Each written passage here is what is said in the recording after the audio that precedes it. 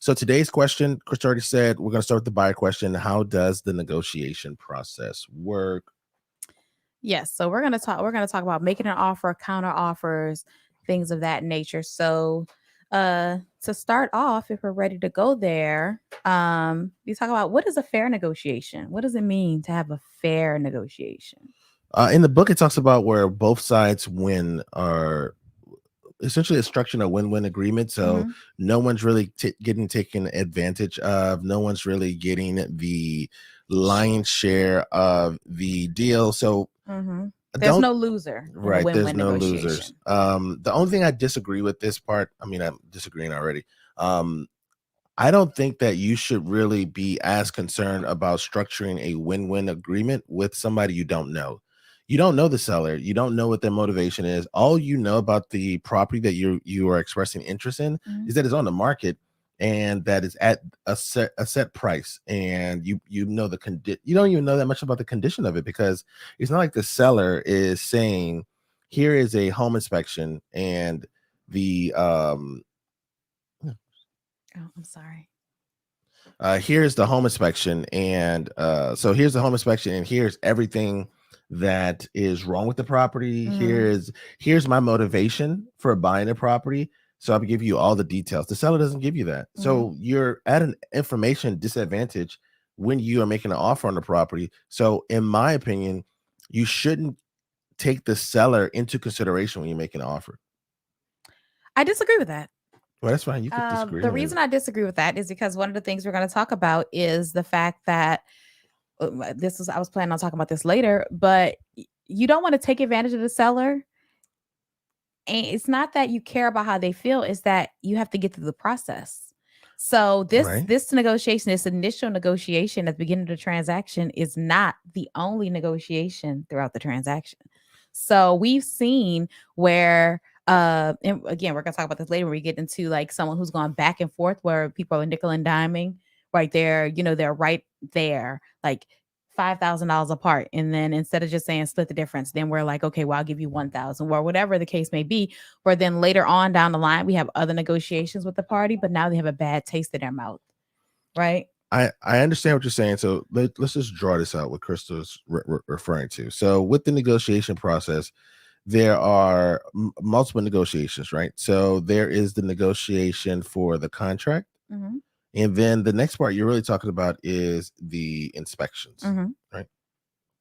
And depending on the market, there could be another negotiations with the appraisal, Yes, that's what I have right? here. Mm-hmm. So there are those three areas of negotiations. Mm-hmm. The reason why I don't think that you should be concerned about the inspections or the appraisal is because we have clients who rarely get any items on the inspection list when it's time for the inspection. So if the seller isn't, happy with the number that you got them Mm-hmm. down to, it doesn't really matter, because it wasn't like they're going to change out the whole HVAC system anyway.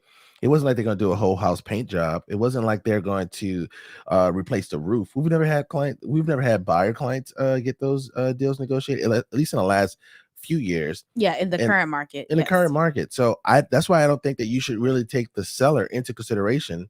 And one of the things I tell buyer clients on a regular basis, well, you don't know this because you're not with us when we're looking at properties, is I tell my clients, hey, look, we're not taking this person out to dinner afterwards, right? They're not coming over for any family functions. That does We're not, sound like yeah, you. we're not friends. We're not Mm. friends. So we have what they want, which is The money. the money, right? They have what we want, which is the house. That's all. You are just transferring these two things. You're just trying to come up with That looks the like pie. yeah. You're just transferring these two things, and you're coming up with a number that works for you, a Mm-hmm. number that they're comfortable with. But there is an information disadvantage for both sides, so it's not really a fair negotiation because both parties just withhold information. Well, see, I think that this is where the win-win comes in, right? Win-win or no deal. Like a fair negotiation is which a one in which neither party is taken advantage of. The seller has either listed the home at a reasonable price or accepted an offer at a reasonable price. And by reasonable, we have used the numbers, have used data to support the offer price. Hopefully the same data that the listing agent has used to come up with the list price. Gotcha. So look at the language you used just now. You said take advantage, Mm-hmm. reasonable. right? Mm-hmm. In this book, I circled a couple words. They said, okay, let's talk about fair price. Mm-hmm. And yeah, all this language here is subjective, right? Mm-hmm. How do you know that? I mean, we don't know. Think about the parties that are involved. So we have the buyer, we have the buyer, we have the buyer's agent, right? Mm-hmm. And then we have the listing agent, Mm-hmm. and then we have the seller, right? There's these filters that go into communicating with all these individuals, and usually the agents are in between these two, right? So there's this buffer to this side, and then there is this buffer to this side as well. Yes. So What? Mm-hmm. so what I don't what I disagree with in this segment, I mean, Mm-hmm. I like the content that they present, Mm-hmm. because it gives you an idea of what's about to happen. I just think that the mindset when we're dealing with buyers should not be focused on what's in it for the sellers. Because Okay, I agree with that. I agree with that. The seller is not I don't think the seller is a concern for any of our buyers when they're making an offer. I think that the concern is how the offer is put together. Like how like the actual meat and potatoes of the offer, like the actual offer price in relation to list price and relation to comps. see, that's another thing too. So like this book also uses lowball, She right? does talk about What lowballing. does that mean? Like we just didn't take a listing from a guy who has a $1.5 million listing that expired, and then the number said that his house is worth one million to 1.2. 1.1 really. Yeah, 1.2 is generous. Like that would be generous to list it at 1.2 So we have a guy who has this unrealistic price. If somebody offers him a million, is that a lowball offer? based on the comps. No. Wait a minute. You Wait. can't say based on the comps. No, it's not a lowball offer. It is it's what the buyer Mm-hmm. would pay. Mm-hmm. That's what the offer is. An offer, it's not a lowball offer. It's not like in here she'll talk about like make an offer 10% under the value. No, what would you pay for the property? Mm-hmm. That is what this person is offering. Now, if the seller doesn't want that number, then good. They've decided to keep their property. Mm-hmm. That's all. It's not a this was they were trying to take advantage of me. It wasn't reasonable or there it's not a fair price.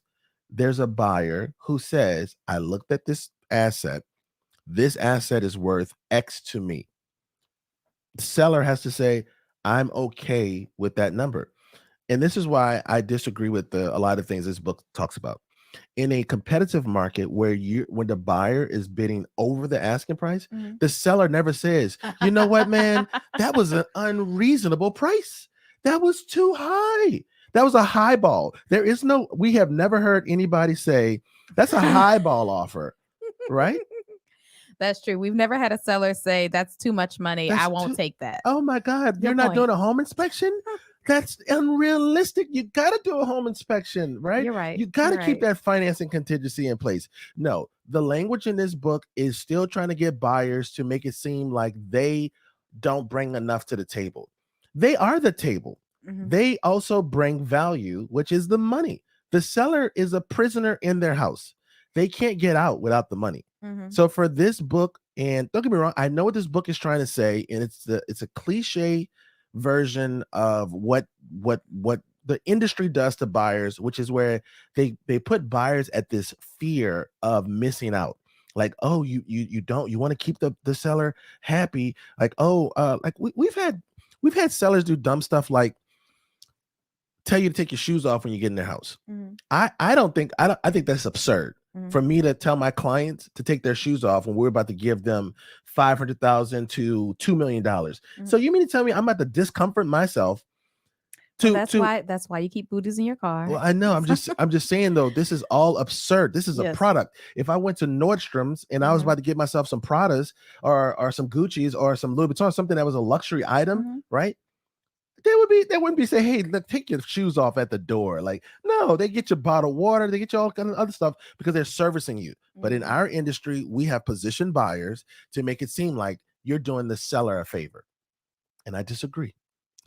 But We can go through more of the content. I know I that will say, I hope that we can go through the we can go content. through I more of the prepared quite content. a bit. Yes. uh, But this section upset me because we do work with a lot of buyers on our side, right? mhm, Because of our YouTube channel, because of our different media outlets, a lot more buyers reach out to us, mhm. and I find myself having to unlearn them about like their position, right?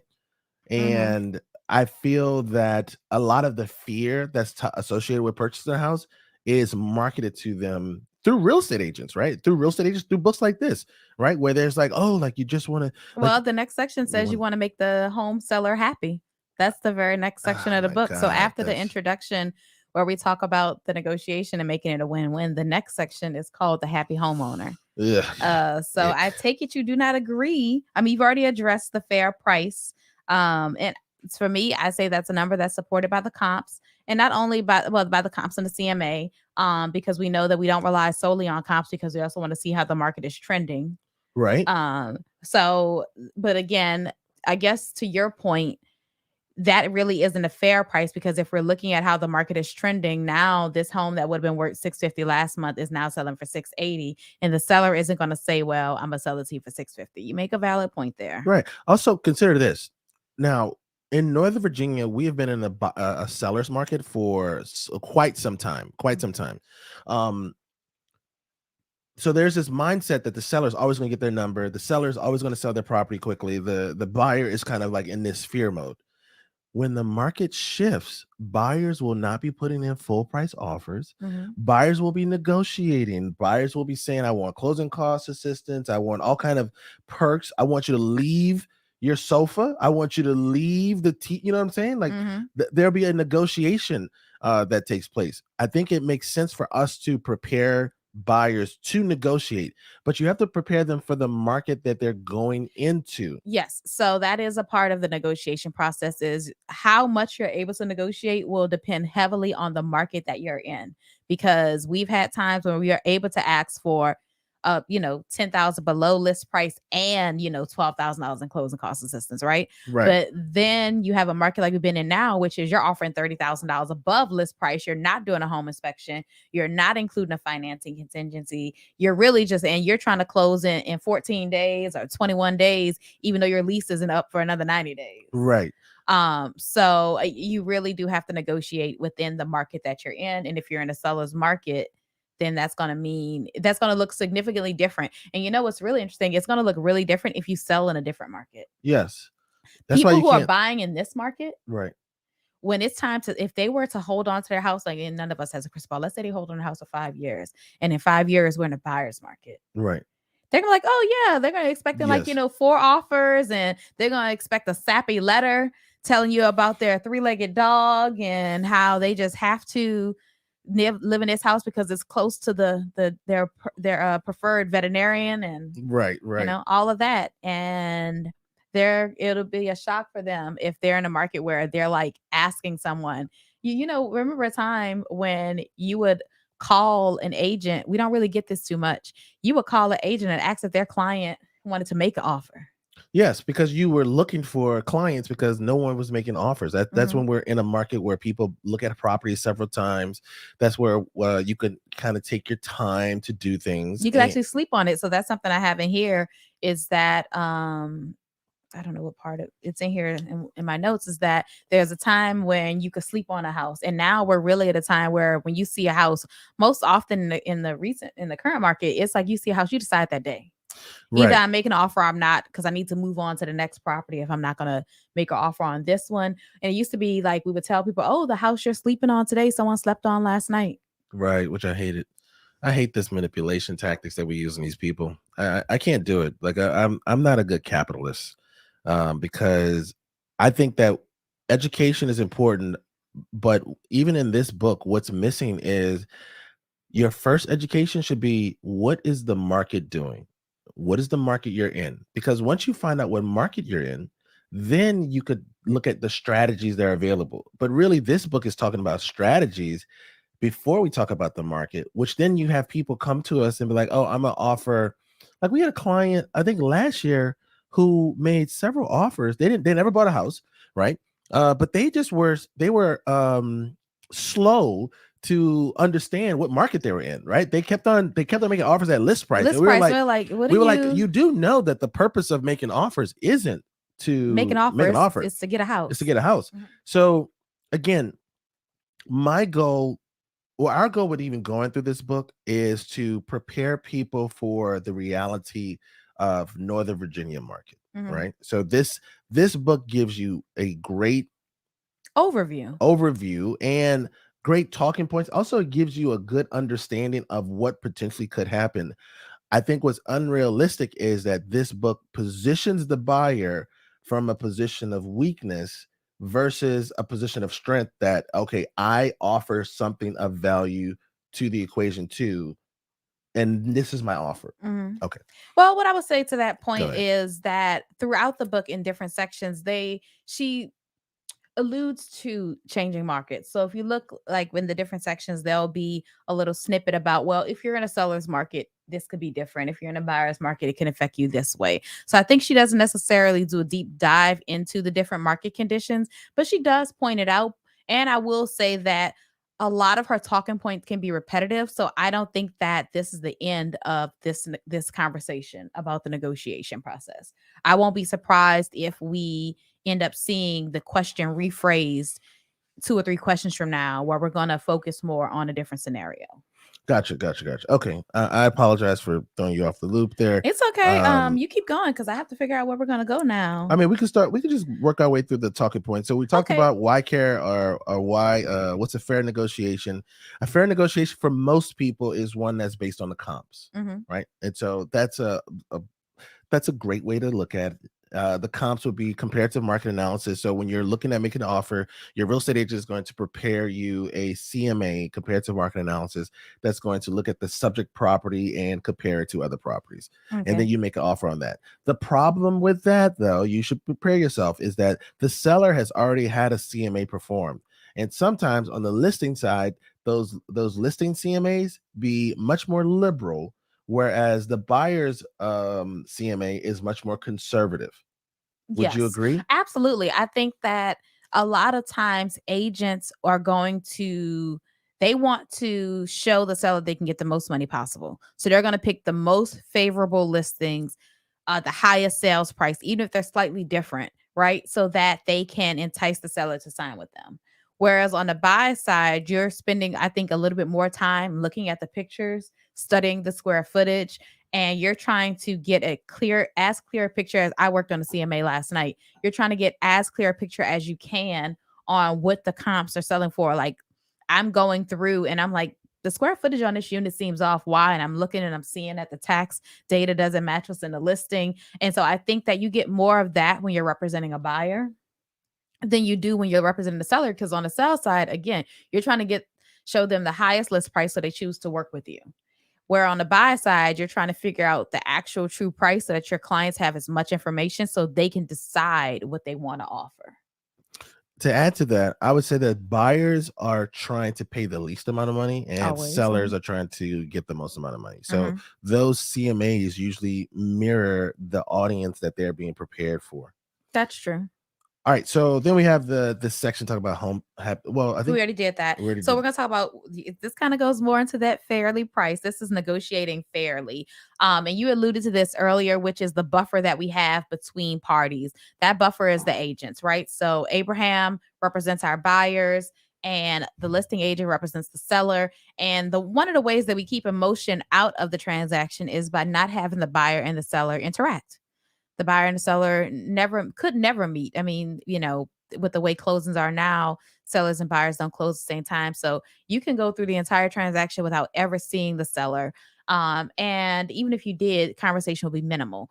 But because you have this buffer, pardon, because you have this buffer between the two parties, the buyer is able to, that Key and Peele skit where they have like the anger translator for Obama. Yes. That's essentially what you have. Like you have your buyer who is really upset because the seller is like, really needling them. And you're able to translate that for the listing agent. And then they're able to present it to their seller in a palatable way. Right. And so that is a large part of negotiation, is having these go-betweens. She specifically mentions insulting the seller. I don't Ick. really see that happen. I think that there are occasions when a seller can be insulted. Specifically, I'll give you an example. You were showing a client a townhouse. As a past client who you showed a townhouse to think about moving, right? And you took him to see a property just came on the market. It's a $600,000 townhouse. And he said, and it had just come on the market. And he said, Abraham, I think we'll order five. I think we'll offer five. Oh, I remember that guy. Right?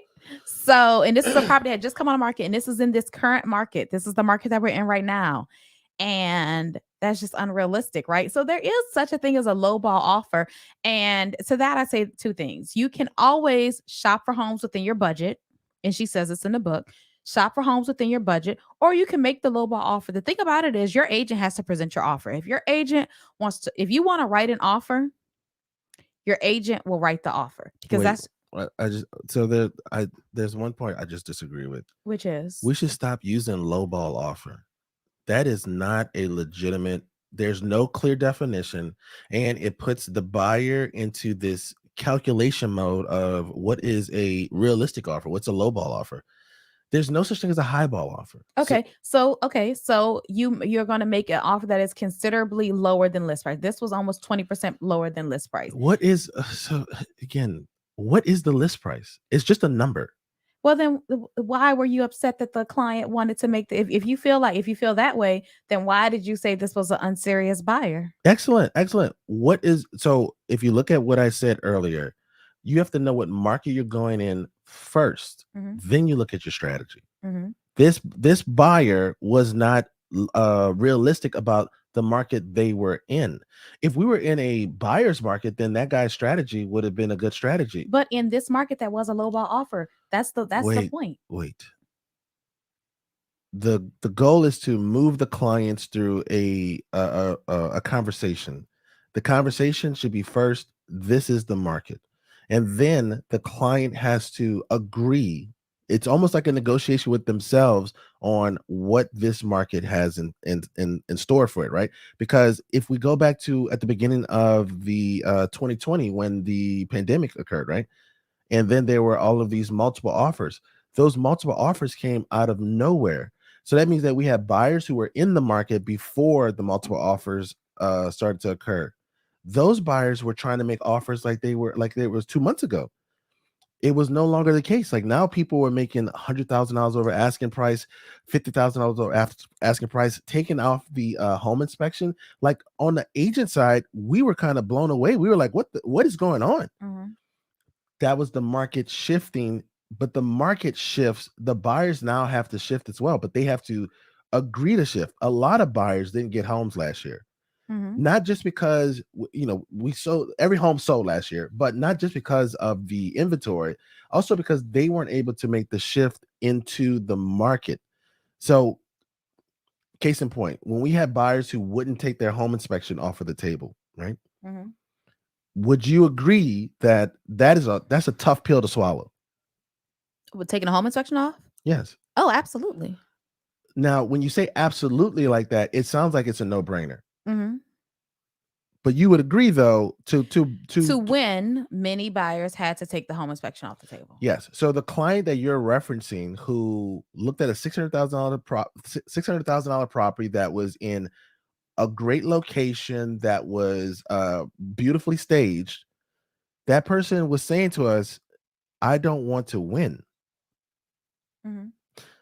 The idea that it's a lowball offer, I don't think that is a good consulting tool for our clients. We should be really moving them to the conversation of, do you want to win?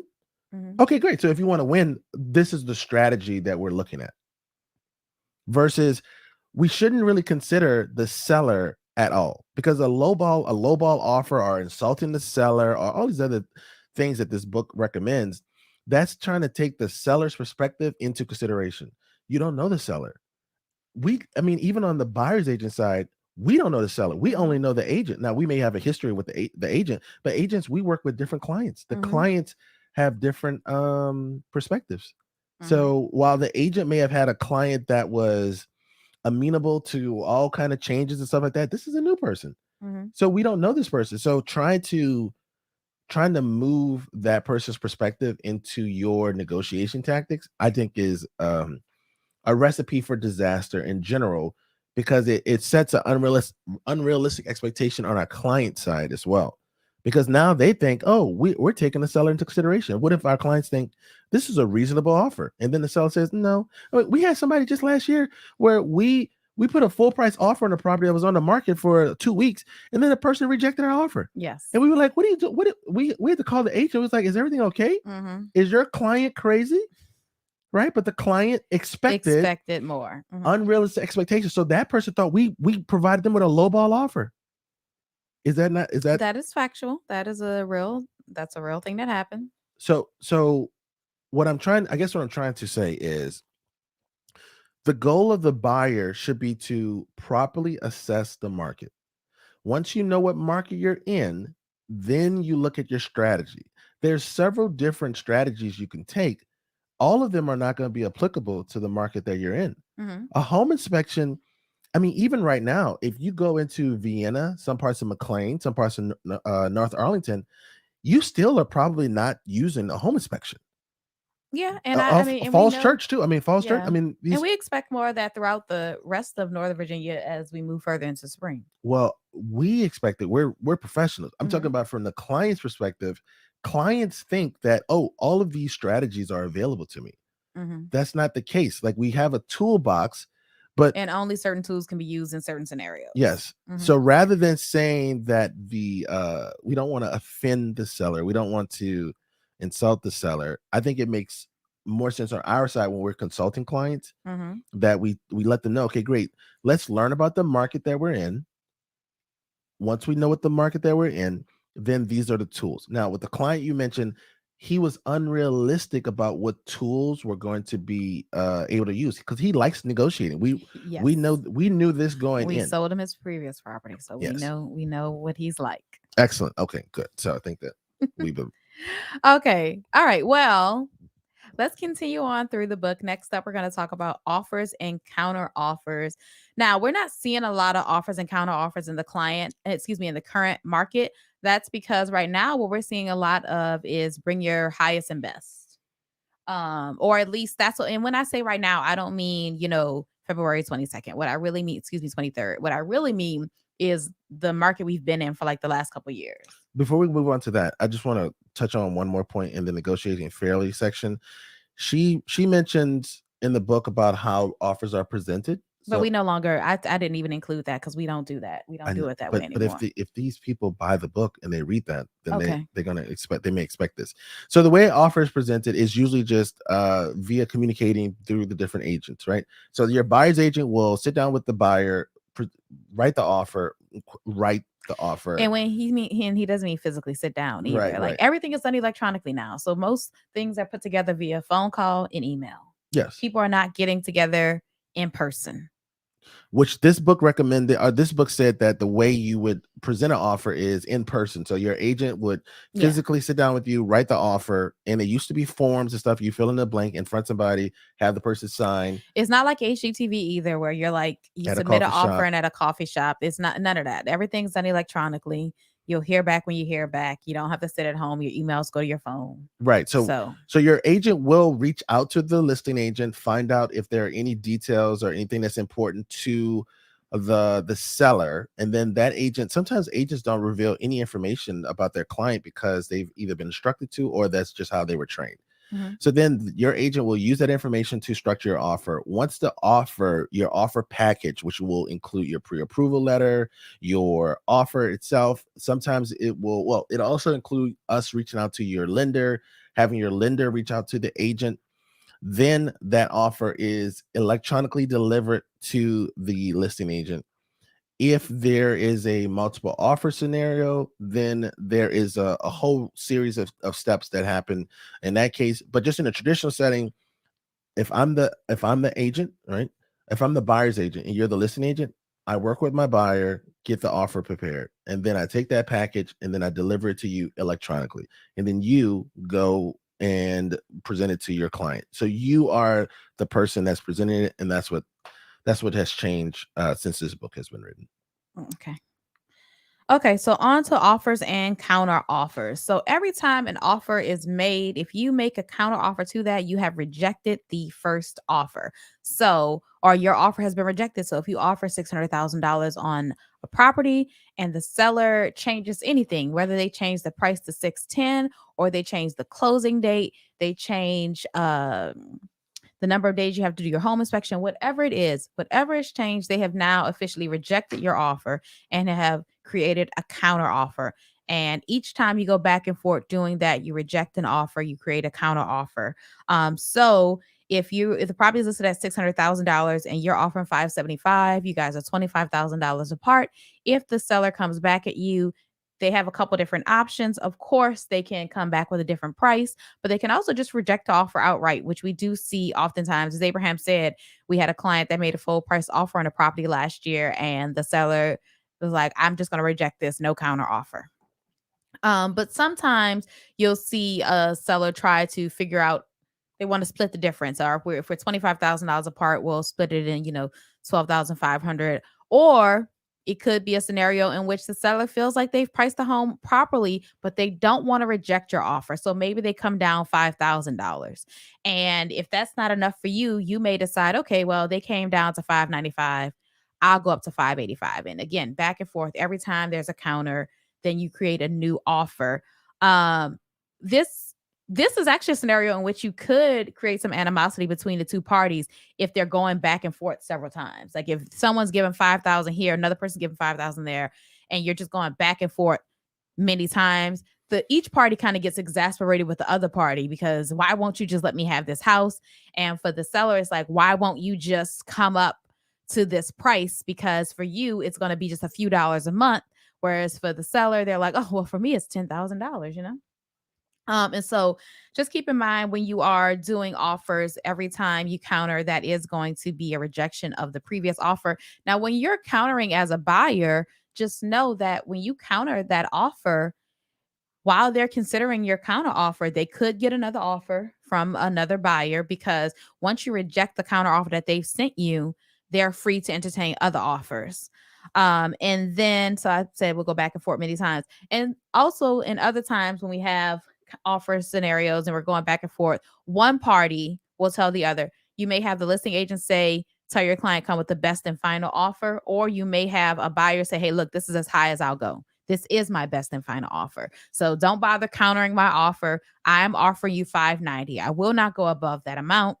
Or you'll have a seller who say, I will not go below that amount. This is the final. And that's pretty much it there.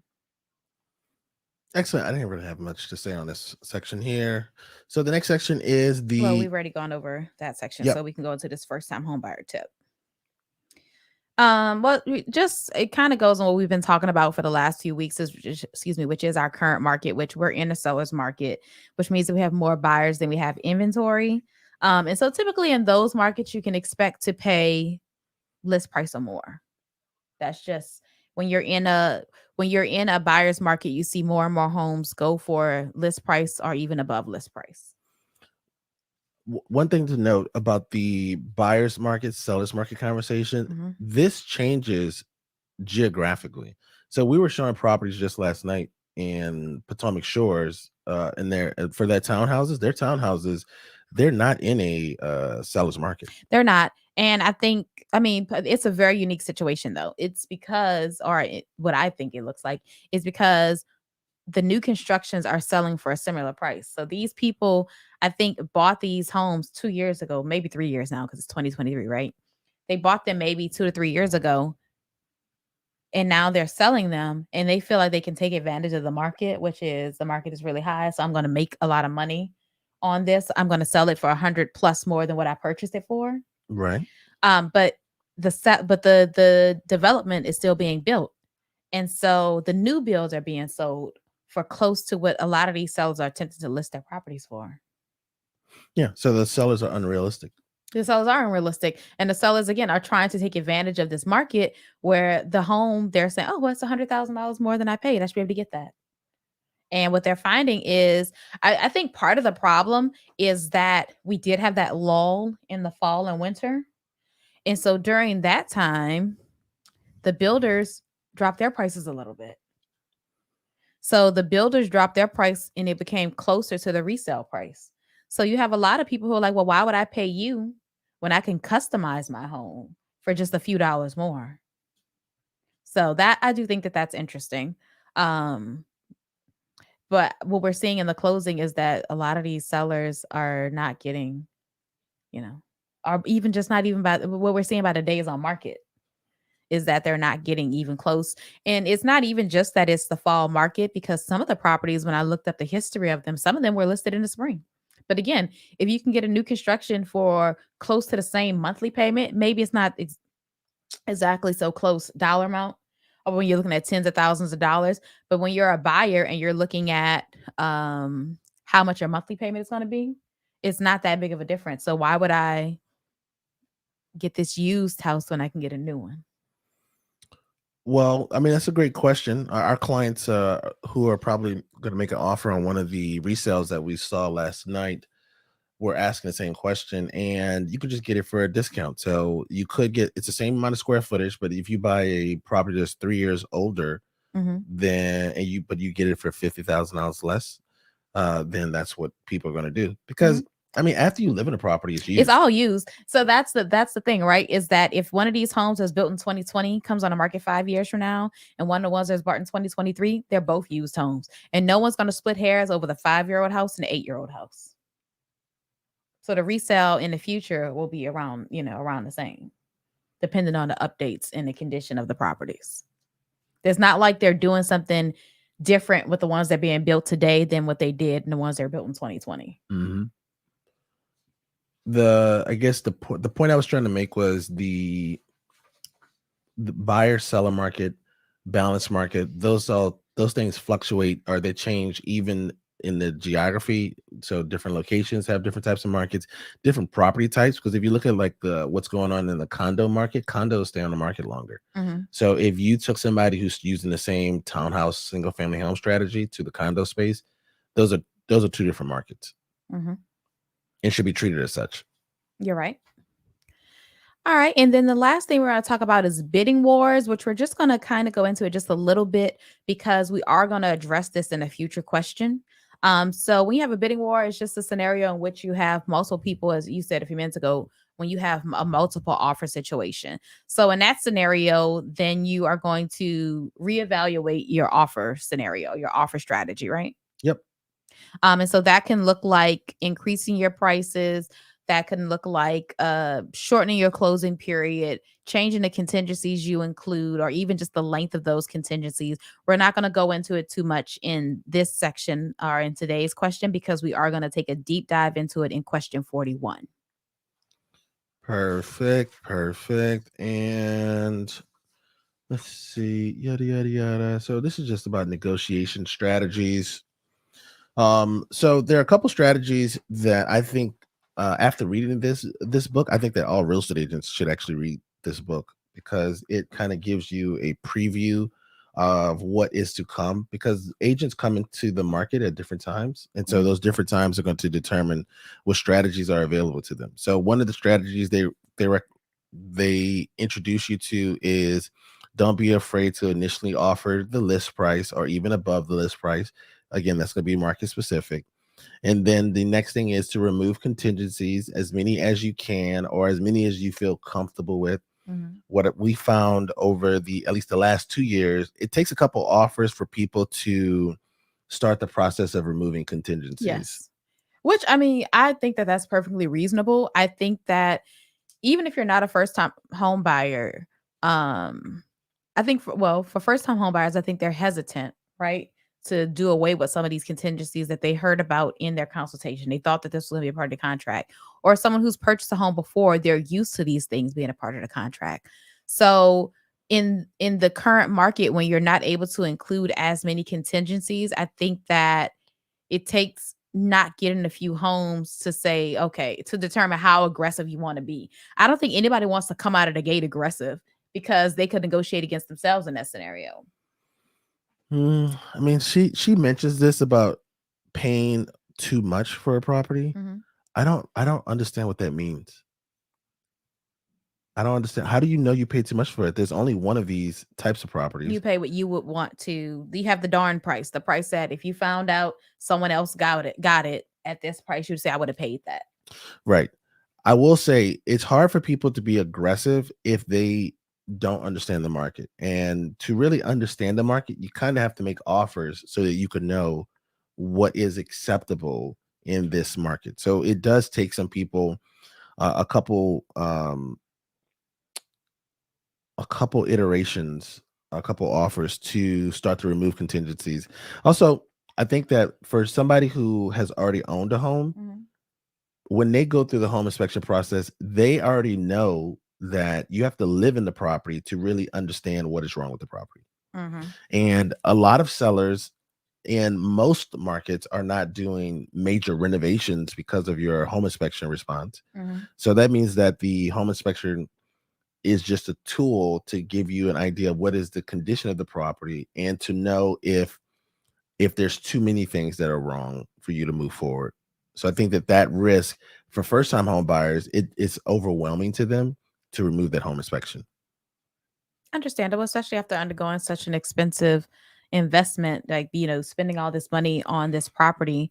I think that one thing buyers could consider is when you're in the market and you're already offering so much above list price, or if you're able to get it for list price, then you may have some wiggle room as far as leftover money if you didn't have to go far above list price in case there are some concerns later down the line. But it's risky.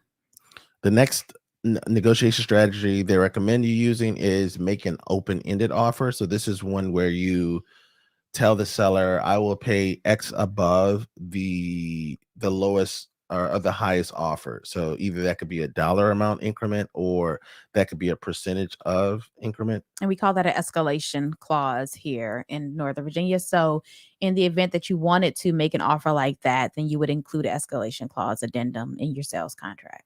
Some buyers are concerned about making escalation clauses because they believe that the seller would just get like a cousin or a relative to make an offer and max out their offer. You will in Northern Virginia, if you put yourself into an escalation clause position and you win, you will be provided the contract that you lost to, No, that you that beat, you won, that you won over. that you won So over. the So it's essentially it's the contract that caused the escalation clause to go into effect.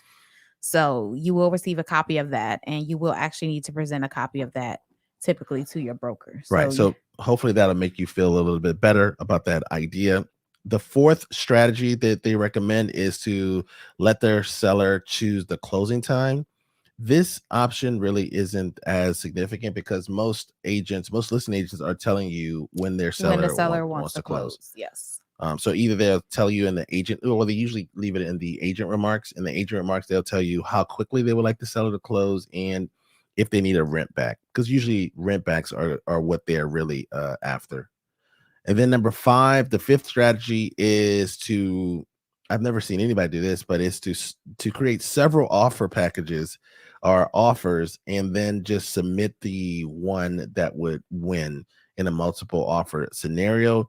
What they're recommending or what they're referencing is the back in the day when we used to present offers in person and then you would just have all of the different offer types and you would try to be the person who presented last, and then you would get them to tell you all of the other positions, and then you would just present the winning offer at that time. Oh, okay. Yeah, Yeah, that's what they yeah. That is that weird. doesn't happen now, so it's not something Yeah. to consider. Okay. If you want to do if you want to position yourself to use this strategy number five, then really just make the open-ended offer where you just escalate above the highest offer on the table. Okay. That's it. And yep, that's it. That's it. Perfect, perfect, perfect. All right. So now we are about to switch topics. We're about to go into 100 questions every home seller should ask. And we're tackling question number 7. Before we do, we will answer any questions that you all have for us in the chat. While we're getting ready for those questions in the comment section, keep in mind there is a link in the description to the Perfect Home Questionnaire. Fill out that form and we will schedule a time to meet online via Zoom. And we answer questions from home sellers, home buyers, and investors in the Northern Virginia area. All right. All right. So get those questions ready. If you have any questions, post them now. All right. One question we receive is, I got a question. Is it bad for lowballing? No, it's not bad for lowballing. Also, we kind of covered this in this segment. Mhm. Lowballing doesn't exist. There's no such thing as lowballing. We do not have a definition for lowballing. So you're making an offer that most likely means that you already went through the pre-approval process, so you know how much you already have invested some energy into the offer process. So you're just letting the seller know this is the number that I would buy your property for. And then the seller will say yes, no, or they will counter your offer. All right, somebody says, I am purchasing an office in Springfield. Where is the best place to live between DC? Okay, so you're purchasing an office in Springfield. Where is the best place to live in DC? Do you have a budget? What's your budget?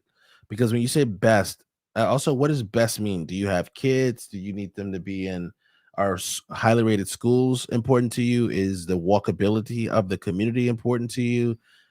Um, what type of housing? So you have no budget, just need good school. That's good If school. if you have no budget, how far do you want to be from Springfield, your Springfield office? Do you have an idea? If you say that budget is of no concern to you and you want to be in good schools, then I would look in North Arlington or even like the eastern part of McLean. But See, I would actually say if they're going to be in the offices in Springfield, yes, but because Springfield has highly rated schools. yes, would you say it's the best? I mean, I don't. I would say that West Springfield High, and I don't have the numbers off the top of my head, but West Springfield High, Robinson High, those are amongst the highest rated in Northern Virginia. Although the and when I say high, I'm referencing the high schools, but that's because the Right, schools, the right. middle and the elementary schools that feed to those schools are usually pretty good as well. Those schools are more highly rated than the school pyramid in Arlington. Well, he said in between to live between DC. So I was thinking that he wants to be or You they want to want be to be close to the you want to be close to the city, is that it? close to DC. And he says my office will be in West Springfield, Burke area. If your office is going to be in West Springfield, Burke area, then I would just probably look around that area because they already have you get nice size single family homes Mhm. and they already have highly rated schools. The Yeah. only reason why I am hesitant to mention the Springfield area is it doesn't offer you that many amenities. Mhm. And so my bias is towards living closer to the city. If I lived closer to the city, then I would want to be in the North Arlington, that eastern McLean area because then I can get closer to different restaurants and stuff. But that's just Yeah. my type of lifestyle. But if your office is close to Springfield, Burke, then you're close to, like I said, some of the higher rated schools in Fairfax County. West Springfield High, you have Urban Middle, you have Sangster and all these other schools that are going to be in that Springfield area. And then if you're in Burke, then again you have the Robinson Pyramid. So those are highly rated school pyramids in Fairfax County. Well, yes, It depends on what's important. he says or they say that I was thinking Burke or McLean. So that's why I kind of referenced North Arlington, McLean area because their original comment said DC. And so since it said DC, this person is obviously trying to, or at least I understood their request to be close to the city, Okay. but Well, so have I still would go with McLean over Arlington again because of school ratings. If schools are a priority, McLean has one of the, I want to say it's the third rated high school, has the third highest ratings in Fairfax County, and pretty much all the elementary schools in that pyramid are highly rated. right. So McLean just across the board has, like, there aren't really any bad or poorly rated schools in that entire little area. So like the McLean Langley pyramid, so that could be like Great Falls McLean. What type of lifestyle are you looking to live? Do you want to be around a lot of creature comforts? Because I would also say parts of Falls Church as well. Yeah, the only thing about Falls Church is because schools are a priority, you would definitely want to look into it because the schools in Falls Church range. They They're do like they range. vary. Like you have really good schools and you have very poorly rated schools. So you just have to be mindful when looking at homes in that area that you want to pay attention to what schools it's zoned to. Excellent, excellent. Keep those questions coming. Let us know if you have any other questions. So we're gonna, before we move into our next topic, we want to make sure that veneers. So I'd imagine you must be a dentist, right? Veneers is if they have any follow-up questions. Also, veneers, if you want to have a private session, we do have a link in our bio to our perfect home questionnaire. You can schedule some time with us to understand your personal request. Okay, he says, or they say, appreciate it, guys and girls. Our Yeah, she's over here. oh yeah, Yes. our pleasure. Excellent, excellent, excellent. Okay, I so forget that they can't see me on they TikTok. cannot see you. They cannot see you. We do need to get up to 10,000 followers so then we can have you show up on the screen as well. And well, I breath. was gonna say, and for our viewers on LinkedIn, Facebook, TikTok, not TikTok, Twitter, and YouTube can see us both here as we are live from our studio. Excellent, excellent. All right. So question number 7 in 100 questions every seller should ask is, how do I unclutter my home? Unclutter is no longer used, it's declutter.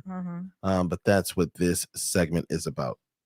Okay, so she actually starts with a little story time about really seeing your house through new eyes, and I have an example for us. In the beginning of the pandemic in early 2020, all of a sudden I went from working from home myself. My husband had an office in our brokerage, and both our boys were, in school. And the next thing you know, everybody's at home. And so because of that, I had to rearrange some furniture throughout the house to make room for everyone to have space for my husband. My husband actually took over my office.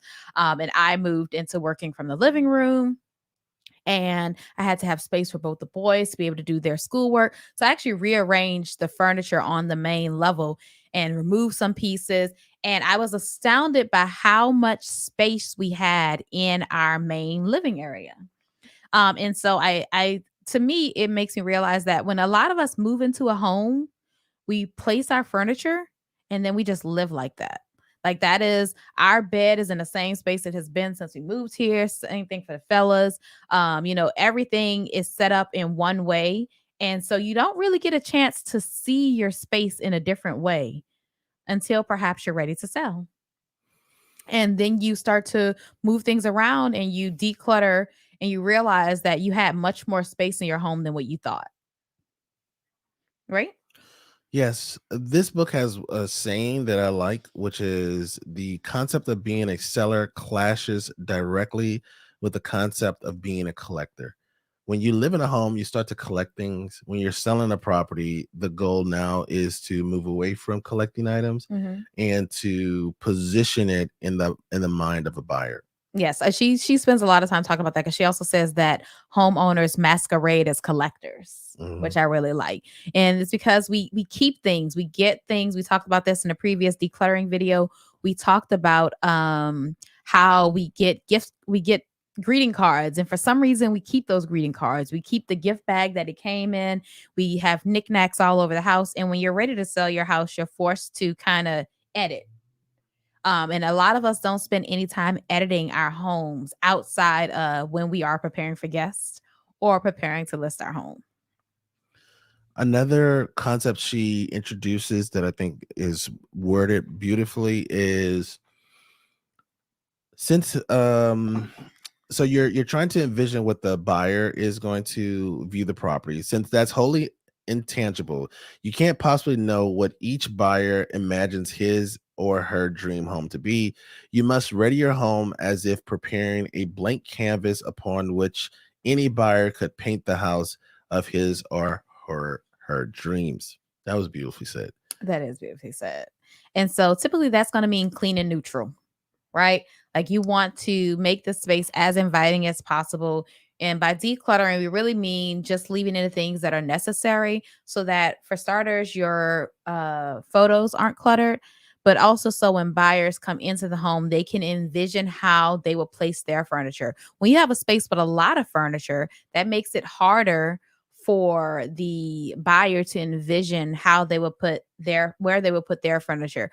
A pet peeve of mine is large furniture. That furniture that is so large that you can't envision where you would put things. We have this a lot of times with people who buy really big beds, or who have like canopy beds, but the space isn't big enough to support it. And so when you minimize things, you're able to have a place that people can walk into and immediately envision themselves. Now, there are two basic keys to decluttering. One is to remove things, just to put them away until further time. You can remove everything from, and not just remove, but also move. You can move things from tables. Um, you want to take everything off your kitchen table, everything off your kitchen countertops. You want to kind of declutter your bookshelves and um some people, like, our bookshelf is completely filled with books, right?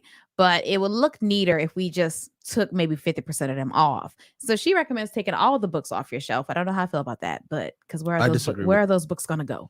Where are those books? I mean, where are we going to put those books?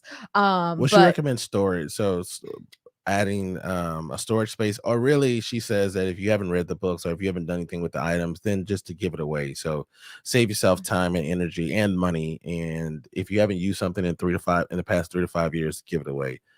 With the books, the another thing she says that I think is important to consider is, um, as a seller, you want your home to be as clean and neutral as possible while still looking lived in.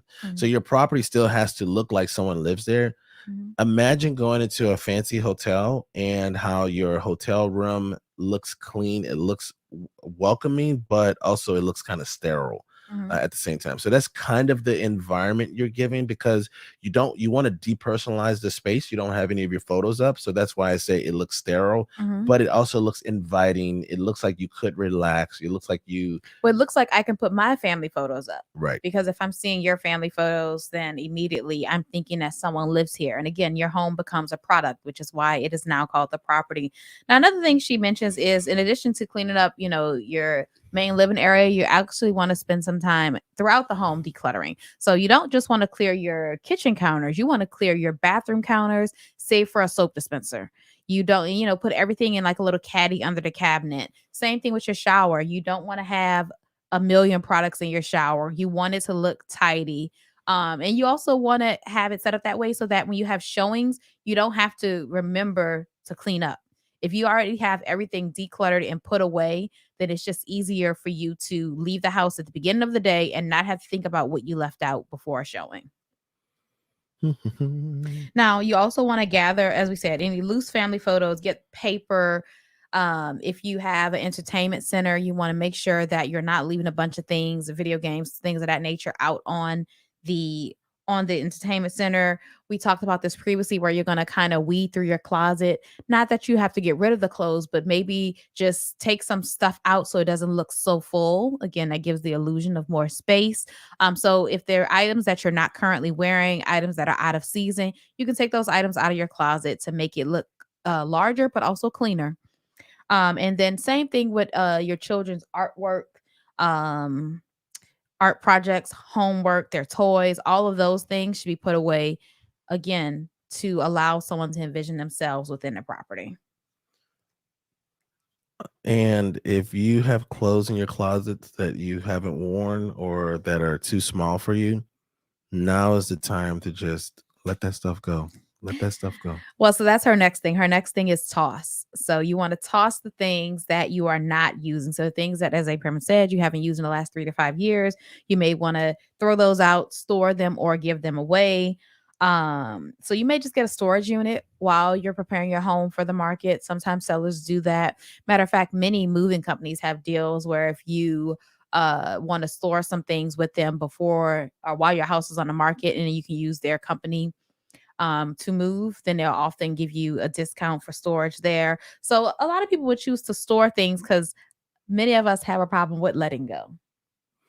Just let it go. And It it's doesn't bring you if any you more have some value. if you have some excess furniture, right? Like some things, you have a sofa table that you love, but maybe is a little tight in the space. So you want to keep it, but it's not going to help with the showing or the aesthetics while the property's on the market. So again, put those things in storage.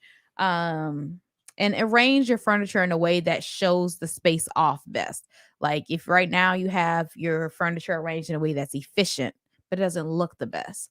Well, you may need to rearrange your furniture in a manner in which it will look better, it will photograph better, and it would allow others to see the home in a better light. One pet peeve I have is where individuals who have decks on the townhouses on the main level, so Mm-hmm. like that middle level, they will have their furniture kind of blocking the door to the To the deck deck. because they don't go out on the deck. Mm-hmm. And that's fine when you're living in the property, but when you are showing your property to other people, you're kind of accenting these spaces, Yes. and you don't want to deter We're somebody. like, oh, that deck is useless. Right. Yeah. Okay, and then the final tip is don't forget the exterior. When you are decluttering, remember that stuff that you have on the deck. Remember that stuff that you have under on the patio outside. So make sure that you put the bikes away, and if you have lawn care or lawn maintenance items, that you put those things away so that even the backyard is appealing. We talked about the curb appeal in yesterday's video. So of course you've already taken care of the front of the house, but now don't forget the back of the house. Make sure any toys. If I go in our backyard right now, there's probably a soccer ball and like 3 tennis balls, right? Pick all that stuff up. Hmm. Also, remove those garden hoses. Those garden hoses they don't photograph well. So Yeah. just take them off. So that's it. And another thing too that they mentioned, but I want to just kind of reiterate: while your property's on the market, you want to make sure you keep your grass cut, you keep your home tidy, you keep the home as show ready as Showing possible. ready. Yes. And that's decluttering is going to help you execute this, because if you already have a lot of stuff in the house, then you're going to just be playing like musical chairs, or just like, I'm just move this pile over here, this pile over here. But getting rid of the stuff helps you to just manage the items that you're working with.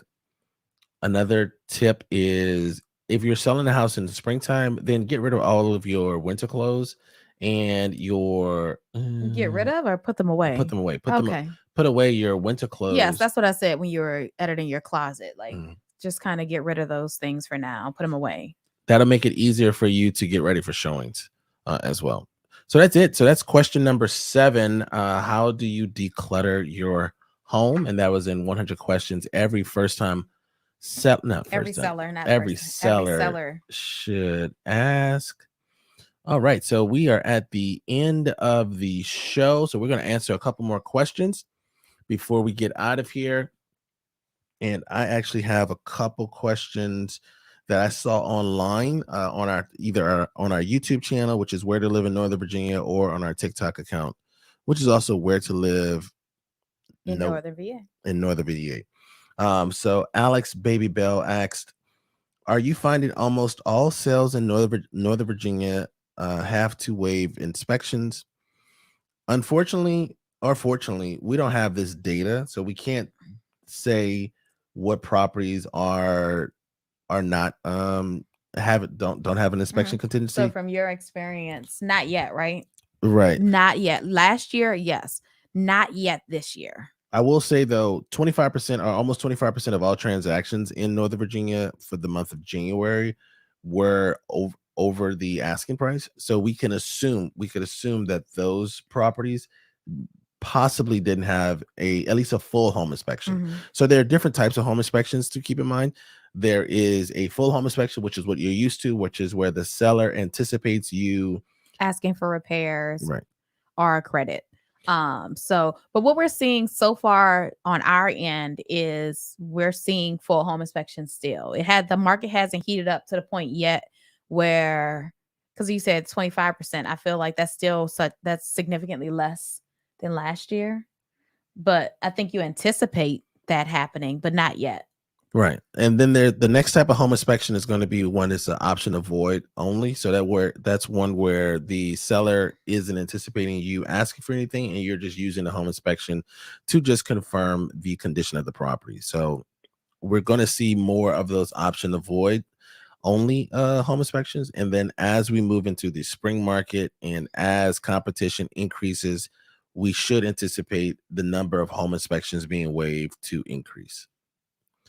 All right, another question we have is, don't some cover front lawn maintenance of all the homes in the HOA? This is a question we answered last week about homeowners association fees. We actually did another video or segment about homeowner associations. We asked another We question answered a yesterday. question yesterday. Only if it's a condo style townhouse. HOAs don't cover exterior maintenance. Yes, HOAs do not cover Ever. exterior maintenance.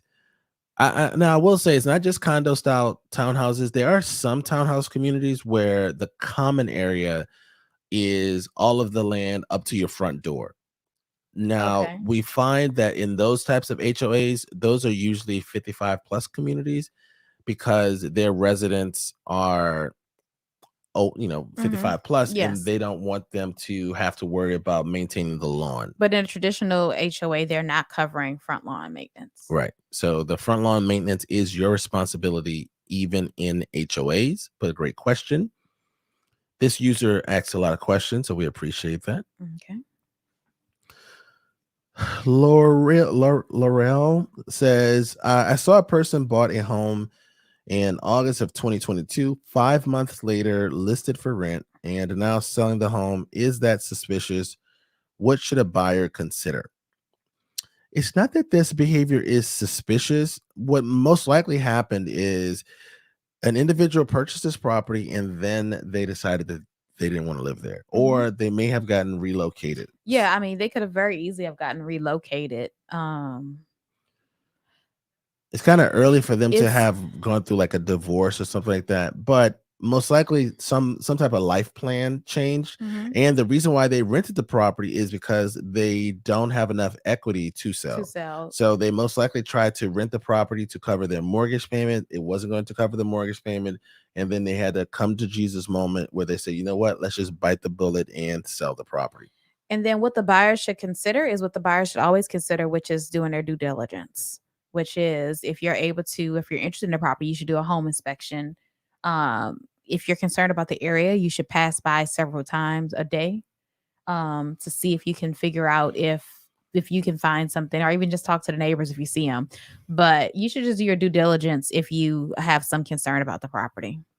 Yes, that's all you can do, really. There's no secret. Sometimes we'll hear buyers say, well, this property has been on the market for a long time. Something must be wrong with it. That's not the case. It may be overpriced. Maybe that is the thing that wrong with it. So that's what's wrong with it. Yeah, what's wrong with it is that the price is too high. The price doesn't match the market's expectation. What a lot of sellers don't realize is that when a buyer sees several properties, they start to tune their ability to price properties, and they'll go into a property and they will say like, oh no, this property isn't worth 600,000. I mean, I'll pay 575, but I won't pay 6. And that's because they've seen so many properties. Sellers don't have that experience because sellers, they put their house on the market and then they're oblivious to what is really going on in the market. They don't go see properties. They don't research the inventory. They really just get the market updates from their real estate agent, and that's it. Well, and then also, just to go back to this question, we also don't know if this person purchased this property with the intent of making it an investment property. Yes, that's another angle. So have there been substantial changes?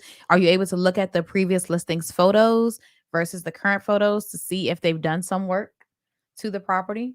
Because it could be that they just purchased this in order to flip. Yep. Yeah.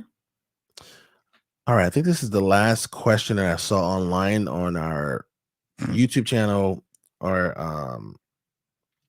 what else? TikTok channel. And it says, this is from Bobby Taj. With more rate hikes coming, when do you see the housing crash to happen? Because I'm trying to be cash heavy for that time. So Bobby already owns a couple townhouses in Kingstowne. So he watches a lot of our content on our YouTube channel. So thanks so much for supporting the channel, Bobby. I would say that there really is no crystal ball, so we can't really say or make any predictions about when the market will crash or how the rate hikes will affect the market. We do know this just based on the last year's performance of how the market has responded to rate hikes. It slows down the market. It doesn't negatively impact the market though. So what happens is there's less sellers in the market because sellers, believe it or not, even when somebody sells their property, they're still in the market because now they're Now they have to homeless. buy. Yes. Yeah. So now they have to buy. So sellers are buyers as well. And if a seller can't get a favorable interest rate, then they will just Stay put. stay in their property. So we saw that happen to the market this year, where the market essentially just slowed down because sellers took their properties off of the market. There will always be a percentage of our market that has to sell because they're relocating, they don't want to be landlords, they're going through divorce, they're going through a job Finances. change, Yeah. they're retiring. There's all these reasons why people have to sell, and those individuals will be the most motivated.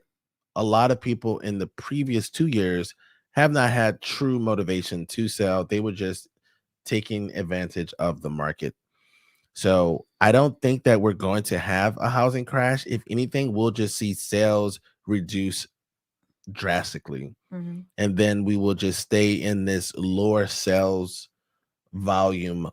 Um, Which again doesn't necessarily even have a negative impact on values because we're going to have such low inventory that people are still offering over asking price. yeah, Bobby. So I think that you should continue to keep your cash position heavy, because I do think that there will be people who can't afford to renovate their properties that are going to present some opportunities. There will also be people who just want quick sales. They don't want to do any kind of marketing or advertising on their properties. Outside of that, I don't believe that you're going to see a quote unquote crash happen, because the lending standards are still very tight, which occurred after the 2008 2009 housing crash. So the last decade of buyers have all been quote unquote well qualified. So that should drastically reduce the number of foreclosures in the market. So that's there. Excellent. So that was the last question there. So let us know your question. Post them down below. We will stay on for a little longer. Today's show was just a little bit longer because I got into my feelings about that negotiation question. Outside of that, so today's Thursday. This is the last show of the week. We are live Monday, Tuesday, Wednesday, Thursday at 10 a.m. Eastern Standard Time. We're on to answer your questions about real estate, whether that's buying a home, selling a home, or investing in real estate. We go through 2 books. One is called 100 Questions Every First Time Home Buyer Should Ask. So we answer 1 question a day. And then the second book is 100 Questions Every Seller Should Ask.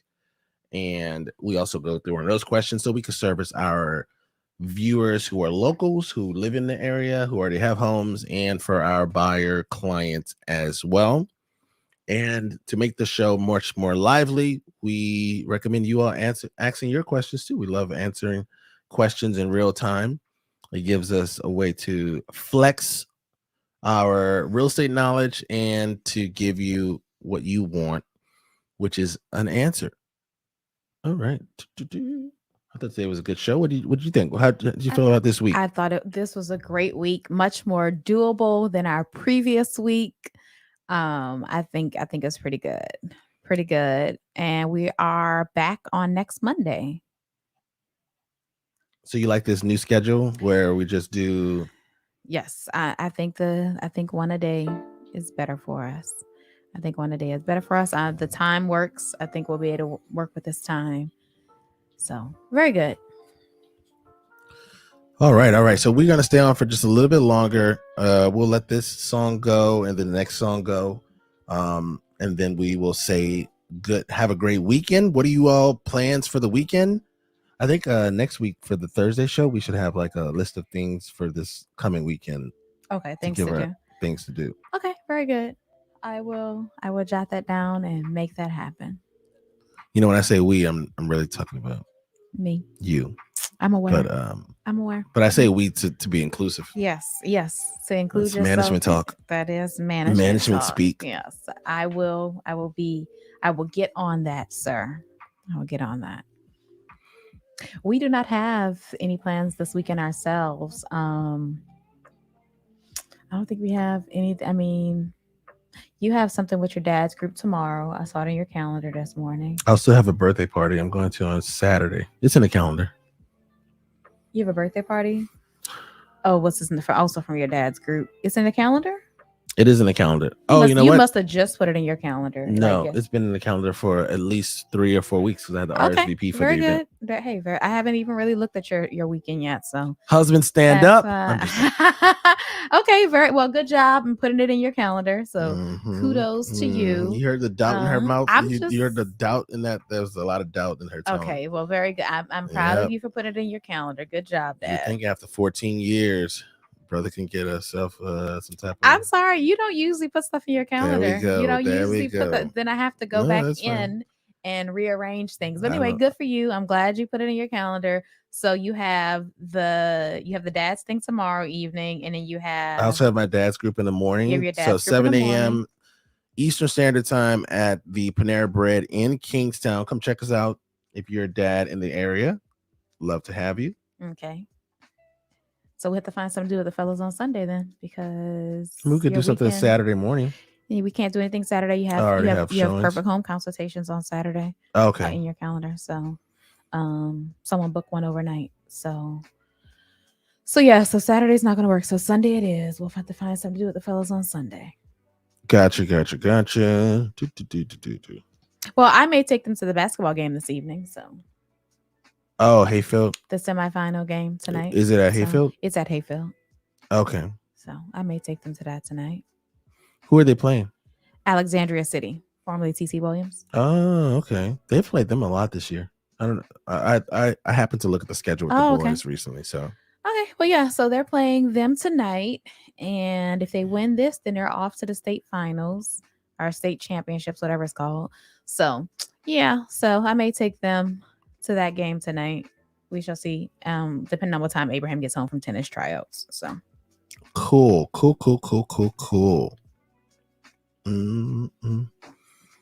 Post your questions down below if you have a question about buying a home, selling a home, or investing in real estate. We are here to answer at the end of the show. All righty. And so what else do you have today? What else do you have going on? Oh, you're going to be recording those new properties. So you'll be recording those new properties in Stafford. Right. New constructions. So will you also do maybe one of the models for the channel? Because I know those videos are kind of different. I got to see what my schedule is. Okay. Very good. I have to see what my schedule is. That's the plan. Okay. Excellent. You gonna play your favorite song? I am. All right. Thank you all so much for joining us. We hope that you have a great weekend. We had a great show this week. We will be back Monday through Thursday next week at 10 a.m. Eastern Standard Time to answer all your questions about real estate, whether that's buying a home, selling a home, or investing in real estate. If you know someone who's in the real estate market, let them know about the show. Tell them to tune in, answer their questions, or ask their questions, and we'll be happy to answer them. Did you have anything to say before we sign off? I just want to say thank you for joining us today and this week, and we hope to see you guys again next week. Peace.